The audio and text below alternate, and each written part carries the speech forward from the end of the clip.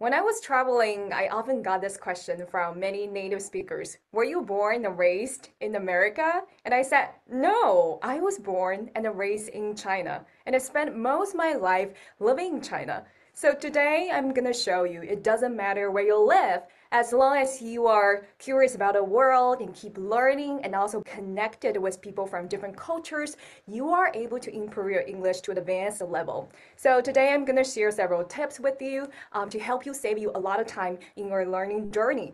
So for those of you who don't know me, here's a brief self-introduction. I graduated from Boston University with a master's in journalism, and then I worked for the South China Morning Post as a financial reporter, and now I'm an English teacher and also content creator online. Tip number 1. English learning is beyond analyzing vocabulary and grammatical rules. I know a lot of teachers are obsessed with teaching grammatical rules, but actually these rules can't explain all the context behind those vocabulary. And we have to understand the history, politics, narratives, events, beliefs, cultures, and social movements behind the language itself. For example, a few years ago, when I worked at a Fortune 500 company, and that company was listed on the US stock exchange, and one day the public relations department sent me a document and asked me to review it. So that document was actually a quarterly report that was going to be published on the NASDAQ or New York Stock Exchange. So I read through that document and I saw these sentences. We want to increase our propaganda. We want to make sure that our propaganda can reach out to a lot of audience, and we are so proud of the propaganda we are doing right now. So I said to that translator, you probably know the meaning of propaganda, right? So propaganda is usually associated with very negative meaning. It refers to tactics that are used by institutions or organizations trying to brainwash people or manipulate some information, mislead people. So we probably need to change that word into marketing campaigns. We are going to boost our marketing campaigns, and this sounds much better. This example actually proves that learning English well requires some level of knowledge base, and also you have to have some intellectual curiosity and a cultural sensitivity, or we might call some misunderstandings and miscommunications. Tip number 2. By listening to someone else's stories, you actually learn English better. So personally, I love listening to people's stories, their life experiences. So whenever I was traveling, I tried to walk into local community. So when studying in the US as a journalism graduate student, I didn't just confine myself to classroom. I walked to a rehabilitation center to talk to drug users. I also interviewed veterans who returned from Iraq and living in homeless shelters. I talked to local artists, talked to social workers. So I want to bring their perspectives into my own language. And I also want to understand their identities, their personal philosophies in order to improve my own language skills. So now, in the post-pandemic era, you don't need to travel globally to have real conversations with people from different countries or different cultures. You can actually go online to find all kinds of resources and people. Like you can join online conferences, seminars, and also workshops like these. Find your cohort and find the people who share your interests online. And tip number 3, keep a balanced information diet. We are going to read a lot of information throughout the day. So try to make sure that part of the information you are reading or absorbing is totally in English. So personally, I love reading texts in their original languages. When a book is published in, for example, United States, I would just read that book, the original version. Why? First of all, the translation market in China is going through a downturn, and a high quality translation is really missing. And also, if you are able to read a book that comes out earlier, you are actually gaining the power of information asymmetry. So what is it? For example, I have some friends who are engineers. Whenever they're going to design a product, they would research and also look for patents that are already existing in the United States or Europe, and then they adapt that patent back to China and they design their own product based on that pattern.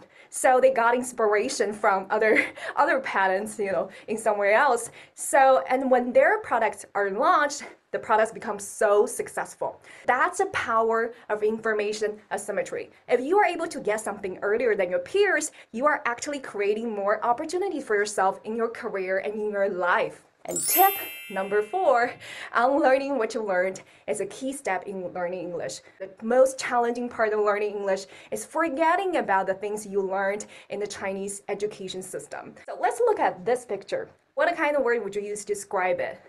Spring Festival, Chinese New Year, or something else.